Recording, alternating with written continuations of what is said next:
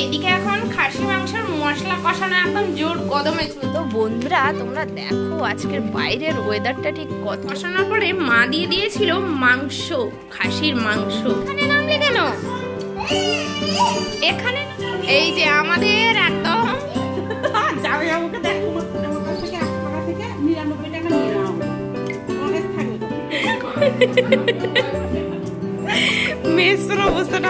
Hello বন্ধুরা, mister Mrs Das blog চ্যানেলে তোমাদের সবাইকে স্বাগত জানাই।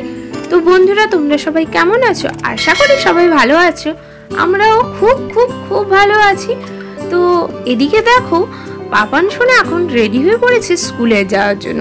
পাপান সোনাদের টানা 7-8 দিন অনলাইন ক্লাস চলেছিল, তারপরে ওয়েদারের একটু চেঞ্জ হওয়ার জন্য পাপান সোনাদের স্কুলটা খুলে গেছে। তো আজ থেকেই পাপানরা স্কুল যাচ্ছে। তো এদিকে দেখো পাপন সোনা রেডি হয়ে পড়েছে স্কুল যাওয়ার জন্য, আর ওদের বাসের টাইম ছিল 6:45। তাই জন্য আমাকে উঠতে হয়েছিল ভোর 5টা থেকে। ও টিফিন তৈরি করে পাপন সোনাকে উঠিয়ে ওকে খাওয়া দাওয়া করিয়ে আমাকে 6:30টার সময় ঘর থেকে বেরিয়ে চলে আসতে হয়। তারপরে রাস্তায় যেতে তো মিনিমাম 5 মিনিট লাগে, আর ওখানে একটু টাইম এক্সট্রা হাতে নিয়ে বেরিয়ে যায়, কোন দিন গাড়ি আগে ঢুকে যায় বা কোন দিন গাড়ি পরেও ঢুকে যায়। তো এদিকে দেখো পাপান সোনা রাস্তায় যেতে যেতে কিরকম দুষ্টুমি করছিল। তারপরে আমরা রাস্তার ধারে এসে এক জায়গায় দাঁড়ালাম, আর দাঁড়ানোর কিছুক্ষণ পর ওর একটা সঙ্গীও চলে এলো। তো একটু পরে ওর সঙ্গীটাও তোমরা দেখতে পাবে। আর পাপান সোনা যখন প্রথম স্কুল যেত প্রচন্ড কান্নাকাটি করতো, ঘুম থেকে উঠতে চাইতো না। তারপরে রেগুলার স্কুল যাতায়াতের পর দেখি এখন কান্নাকাটি তো দূরের থাক, ও এখন একদিন স্কুল কামাই হয়ে গেলে জিজ্ঞাসা করে যে মা আজকে স্কুল আমাকে পাঠালে না কেন? তো ওইসবই করে। দেখো তোমাদের সাথে গল্প করতে করতে এদিকে ওর আরেকজন সঙ্গী চলে এসছে, যে আজকে ওদের এইখান থেকেই ওরা দুজনই বাসে একসাথেই ওঠে।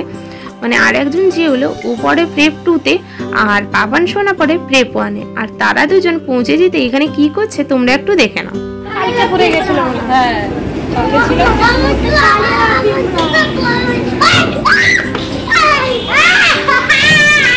তো বন্ধুরা তোমরা দেখতে পেলে ওরা দুজন ঠিক কেমন চিৎকার করছিল রাস্তার উপরে দাঁড়িয়ে। তো যাই হোক কিছুক্ষণ দাঁড়ানোর পরে ওদের স্কুল বাস গাড়িও পৌঁছে গেছিল। তো ওদেরকে বাসে তুলে দিয়ে আমিও চলে এসেছিলাম বাড়ি। আর বাড়িতে এসেই তোমাদের দাদাভাই হঠাৎ করে বলে যে ও শরবত খাবে, তো ওকে একটু শরবত করে দিতে। তাই জন্য ওকে 1 গ্লাস আমি পালুর শরবতও করে দিলাম। আর তোমরা দেখে ভাবছো হয়তো তোমাদের দাদাভাই ঘুমোচ্ছে। না না, ও তো ঘুমায় না, এরকম সকাল সকাল ঘুম থেকে উঠে পড়ে, তারপরে এমনি চোখ বন্ধ করে বিছানায় পড়ে থাকে। তো আমি আসতে বাড়িতে ঢুকেই ও বললো আমাকে শরবত দাও, তাই জন্য ওকে 1 গ্লাস আমি শরবত দিলাম। আর ও ঘুমিয়েই শরবতটাকে খেয়ে নিই। তোমাদের দাদাভাইকে শরবত দেওয়ার পরে এদিকে এসে দেখি যে বাবা আজকে সকাল সকাল খাসির মাংস এনে দিয়ে গেছে। তো আমাদের বাড়িতে যেহেতু প্রায় 1.5 মাস কাল বলতে গেলে মাংস রান্নাই হয়নি। চৈত্র মাসে তো আমাদের বাড়িতে কেউ মাংস খায়নি না, তোমাদের সাথে অনেকবারই আমি শেয়ার করেছি। আর বৈশাখ মাসের শুরুর থেকে এতটা পরিমাণে গরম পড়েছিল যে মাংস ভাত তো খাওয়া দূরে থাকো, এমনি মাছের ঝোল ভাত খেতেই অস্বস্তি লাগছিল। তো এই জন্য আর মাংস আসেনি। আর তোমরা হয়তো ভাববে 1.5 মাস কাল মাংস আসেনি কেন? ওই তো কদিন আগে তো তুমি মাংসের ভিডিও ছাড়লো, ওই ভিডিওটা ছিল অনেকদিন আগের ভিডিও, যেটা আমি ছাড়ার সুযোগ পেয়েছিলাম না, তাই জন্য কদিন আগে আমি ভিডিওটা আপলোড করেছি। যাই এদিকে দেখো বাবা আজকে যেহেতু 1.5 মাস কাল মাংস খাওয়া হয়নি বলে বাবা আজকে পুরো নিয়ে চলে এসেছে 5 কেজি খাসির মাংস। আর ওদিক থেকে নন্দাইরাও আসবেন, আর ছোট মাসি শাশুড়ি বাড়ি থেকে ছোট মাসি শাশুড়ি, তারপরে ওর 2 মেয়ে মেশো সবাই আসবে আজকে দুপুরবেলায় খাওয়া দাওয়া করতে। আর এদিকে যে বাজারগুলো তোমরা দেখতে পাচ্ছ, যেমন আছে গরম মশলা গুঁড়ো, সানরাইজের কাশ্মীরি লঙ্কা গুঁড়ো, 5 ফোড়ন, সর্ষের তেল আর চিনি। এগুলো আমাকে বাবা বলল যে তুমি এইখানে সামনে যেহেতু ভুসিমাল দোকান আছে ওইখান থেকে তুমি নিয়ে চলে এসো। তাই জন্য আমি ভুসিমাল দোকান থেকে গিয়ে ওইগুলো সব নিয়ে চলে এসেছিলাম। মাংস বানিয়ে নেওয়ার পরে এবার মা বসিয়ে দিয়েছে মাংসটা কষানোর জন্য। তো মা মাংস কষানোর সময় আজকে কিভাবে কতটা এক্সাইটমেন্টে রান্না বান্না করছে তোমরা দেখতে পাচ্ছ। যেহেতু 1.5 মাস ধরে মাংস খায়নি, এক্সাইটমেন্ট তো থাকবেই, তাই না? আর মার কথাগুলো তোমরা একটু শুনে নাও। 1.5 মাস পর বাড়িতে মাংস হচ্ছে না, সেই জন্য মাও এক্সাইটমেন্টে খুব তাড়াতাড়ি মানে জোর কদমে মাংস কষাতে শুরু করে দিয়েছে। কেমন মাংস খেতে লাগে? কেমন লাগে? খেতে ভালো লাগে? আমার তো ভালো লাগে, আমার মা একটা তরকারি সবজি তরকারি। সবজি তরকারি করলে আমার ভালো। আচ্ছা, আর এদিকে দেখো পুরো এক হাঁড়ি ভাত পুরো রেডি হয়ে গেছে। যেহেতু আজকে অনেকজনই খাবে, কারা কারা খাবে অবশ্যই আমি ভিডিওর মাধ্যমে তোমাদের সাথে শেয়ার করব। তো তোমরা ভিডিওটা আজকে স্কিপ না করে পুরো ভিডিওটাই দেখতে থাকো। আর এদিকে দেখো প্রেসার কুকারে পাপান আর মাম্মামের মাংসটা সেদ্ধ করানো হয়েছে। এদিকে মশলাটা কষানো হয়ে গেলেই তাদের মাংসটা এবার করে। আর আমি এখন এদিকে এই যে লাল শাকটা দেখতে পাচ্ছ তোমরা, এই শাকটা এখন বানাতে। তার সাথে তোমাদের একটু বাইরের ওয়েদারটাও দেখিয়ে দিই, আজকের বাইরের ওয়েদারটা ঠিক কতটা সুন্দর। তো বন্ধুরা তোমরা দেখো আজকের বাইরের ওয়েদারটা ঠিক কতটা সুন্দর, মেঘলা মেঘলা। বন্ধুরা তোমরা বাইরের ওয়েদারটা দেখলে, তো এই ওয়েদারে খাসি মাংসের কষা আর গরম গরম ভাত জাস্ট জমে যাবে পুরো। তো আজকের খাওয়া দাওয়াটা তো খুবই দুর্দান্ত হতে চলেছে। বানিয়েছি আর বাদ বাকিটা হাতে নিয়ে ঘুরছি বানাবো বলে। আমি এদিকে শাক বানাতে এদিকে পাপান আর মাম্মাম স্কুল থেকে চলে এসছে। তোমরা ভাববে যে পাপান তো যাওয়ার সময় একাই গেছিল, মাম্মাম সাথে ছিল না। তো মাম্মাম আজকে যেহেতু বললাম ননদরা সবাই আসবেন, ওই জন্য মাম্মামকে তোমাদের দাদা ভাই এইখানেই নামিয়ে নিয়েছে পাপানের সাথে। আর পাপান আর মাম্মাম বাড়িতে ঢুকে মাম্মামের ঠিক আব্বুমেগুলো তোমরা দেখতে পেলে। আর তারপরে পাপান এসে আমাকে কি বলছে তোমরা শোনো। চেয়ারে কোন চেয়ারে? তো বন্ধুরা তোমরা শুনতে পেলে পাপান শোনার কথা। তারপরে এদিকে এসে আমি যখন রান্নাঘরে দেখি মা মশলা অলরেডি কষিয়ে নিয়েছিল, তারপরে মাংস দিয়ে এখন মাংসটাকে কষানো চলছে। তো মাংস দেওয়ার পর মা এদিকে উপর থেকে দিয়ে দিয়েছিল টক দই। তো টক দই দিয়ে এবার মা ভালো করে কষিয়ে নেবে। তো মা একটু বাইরে গেছিল, তাই জন্য আমি রান্নাঘরে একটু টক দইটা নেড়ে দিলাম। আবার তোমরা ভাববে না যে আমি রান্না বান্না করছি, মাই পুরো রান্না বান্নাটাই করেছে। আমি খালি একটু এসে খুন্তিটা হালকা নেড়ে দিয়ে আবার পালিয়ে যাব। যেহেতু এখানে মানে আমার শ্বশুর বাড়িতে মাংস হলে আমি টোটালি মাংসের রান্না বান্না করি না, আর শ্বশুর বাড়িতে মাংসের পরিমাণটা একটু বেশি হয় তো সবসময় রান্না বান্নাটা, ওই জন্য মাই সবসময় রান্না বান্না করে। আর বাবার বাড়িতে গেলে ওই বাবা মা তো সবসময় থাকেন না, বাবা মা থাকলে মাংসটা বেশি আসে, ওই সময় বাবা বা মা যেহেতু রান্না বান্না করে। আর বাবা মা না থাকলে দিদা, আমি আর তোমাদের দাদা ভাই তিনজনে যদি থাকি, তাহলে দিদা তো মোটেই রান্না করবে না, আমাকেই ধরিয়ে দিবে মাংস রান্না করতে। তো যাই হোক, তোমাদের সাথে তো অনেকক্ষণ গল্প করলাম। তারপরে এদিকে পাপান আর মাম্মামের আবদার হয়েছে ওই ক্লেগুলো নিয়ে খেলবে। কদিন আগে পাপান আবদার করেছিল যে ক্লে নিবে, তাই জন্য আমি অনলাইন থেকে অর্ডার করে ওদের জন্য ক্লে আর স্লাইম এনেছিলাম। আর ওটাই নিয়ে এখানে পাপান আর মাম্মাম খেলাধুলা শুরু করে দিয়েছে। আর এদিকে দেখো মা এবার মাংসটাকে ভালো মতন কষিয়ে নিয়েছে, এবার আলুটাও উপর থেকে দিয়ে দিবে। আলুটা প্রথম থেকে দেয়নি কেন বলো তো? যেহেতু খাসির মাংস একটু শক্ত হয়, তোমরা তো সবাই জানো। তো প্রথম থেকেই আলুটা দিয়ে দিলেই আলু গলে চলে যাবে, আর আলুর মাংসর সাথে কোনো খোঁজই পাওয়া যাবে না। তাই জন্য মা মাংসটাকে আগে ভালো করে কষিয়ে নিল, তারপরে আলু আর পেঁপেটা দিল। আর যে কোনো মাংস, খাসি মাংস হোক বা মুরগি মাংস, ওতে পেঁপে দিলে মাংস খেতেও খুবই সুন্দর লাগে। তোমরাও একবার ট্রাই করো, আশা করি তোমাদের ভালো লাগবে। তো এদিকে মাংস রান্না বান্না করতে করতে এদিকে ননদ আর জামাইবাবু চলে এসে, আর ননদ নিজেই জামরুল নিয়ে এসে নিজেই জামরুল খাওয়া দাওয়া শুরু করে দিয়েছেন, আমাদেরকে দিবেন কি। আর আমাদের জামাইবাবুর অবস্থাটা তোমরা একবার দেখো। আমি যেই ভিডিওটা অন করেছি, জামাইবাবু পুরো পোজ দিয়ে দাঁড়িয়ে পড়েছেন। আর জামাইবাবুকে কতবার বলেছি যে আমি একা না, বাড়ির সবাই বলে যে এত কিছু আনতে না, তবুও জামাই মানুষ শোনেই না। প্রত্যেকবারে তো কিছু না কিছু এত পরিমাণে জিনিস আনে বলার নয়। তো কি কি এনেছে তোমাদেরকে আমি একবার ভালো করে দেখিয়ে দিচ্ছি। তো এদিকে দেখো জামাইবাবু কত কিছু নিয়ে এসছেন। শনপাপড়ি, ডেরি মিল্কের চকলেট, 1 কিলো দই, মিষ্টি আর 2 লিটার করে 2টো মাজা। তাহলেই তোমরা বুঝতে পারছো জামাইবাবু কত কি নিয়ে এসছে।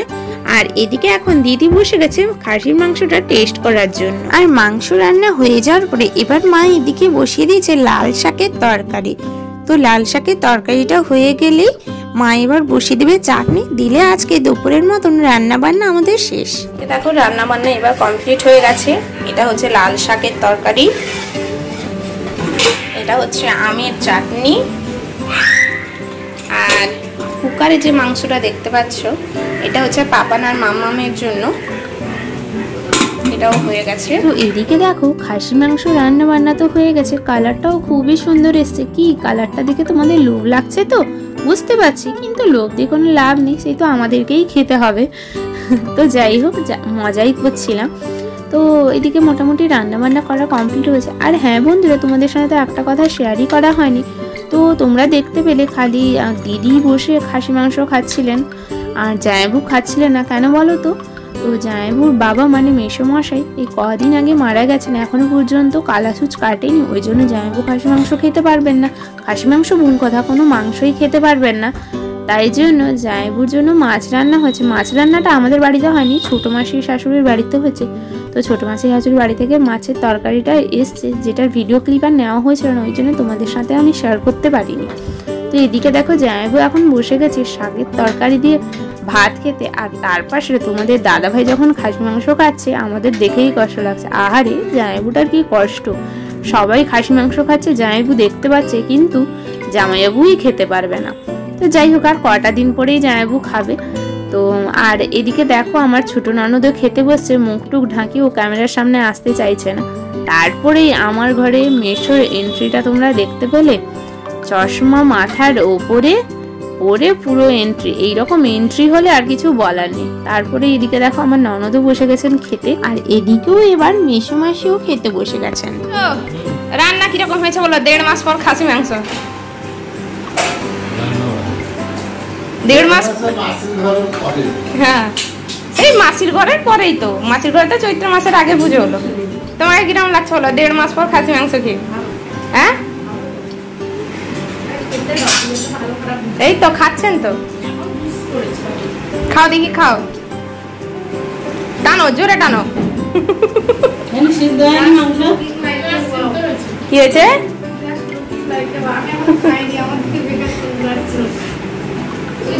দিদি বলো, তুমি বলো।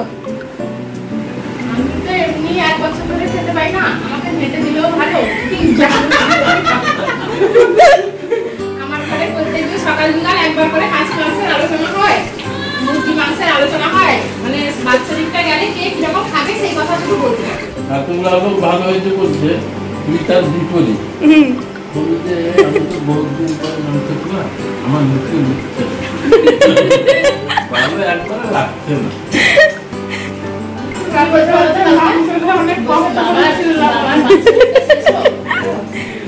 তাহলে তোমার দাঁতে জোর নেই, তাই তো? তাহলে ছিঁড়তে পারছো না কেন? যেখানে সবাই ছিঁড়তে পারছে সেখানে তুমি পাচ্ছ না। তো সবার খাওয়ার রিভিউটা তোমরা শুনতে পেলে। তো তারপরে খাওয়া দাওয়ার পর সব কাজ বাজ গোছানো হয়ে যাওয়ার পর এদিকে দিদি, জামাইবাবু, মাসি আর আমি 4 জনে মিলেই বসে গেছিলাম এখানে গল্প করার জন্য। তো এখানে কি নিয়ে গল্প হচ্ছে কেউ কি বুঝতে পারছো? যদি বুঝে থাকো আমাকে কিন্তু অবশ্যই কমেন্ট করে জানি। কিছুক্ষণ বসে গল্প করার পরে এবার দিদি, জামাইবাবু আর মাম্মা 3 জনে বেরিয়ে পড়েছে বাড়ি চলে যাওয়ার জন্য। আমরা অনেক করেই বলেছিলাম যে আজকে থেকে যেতে, তো দিদি বলছেন ওনার সন্ধ্যাবেলায় যেহেতু টিউশন আছে ওই জন্য থাকতে পারবেন না। তো তারপরেও বললাম মাম্মামকে না হলে রেখে দাও, মাম্মামকে কালকে এখান থেকেই স্কুলে আমি পাঠিয়ে দেবো। তো বললেন মাম্মামের তো কোনো বইটই আনা হয়নি, তাই জন্য মাম্মামও থাকতে পারবে না। তো বললেন পরেই একবার মাম্মামকে এসে যখন স্কুল ছুটি থাকবে তখন একদিন এসে মাম্মামকে রেখে দিয়ে যাবেন। তো ওই জন্য আর দিদিরাও বেশি দেরি করলেন না, তাড়াহুড়ো করে বেরিয়ে পড়লেন। আর রাস্তায় বেরিয়ে আমাদের মাসি আমাদেরকে একটা প্রশ্ন জিজ্ঞাসা করলেন। কি প্রশ্ন তোমরা একটু শুনে নাও। হ্যাঁ, তাহলে 500 টাকা দিন।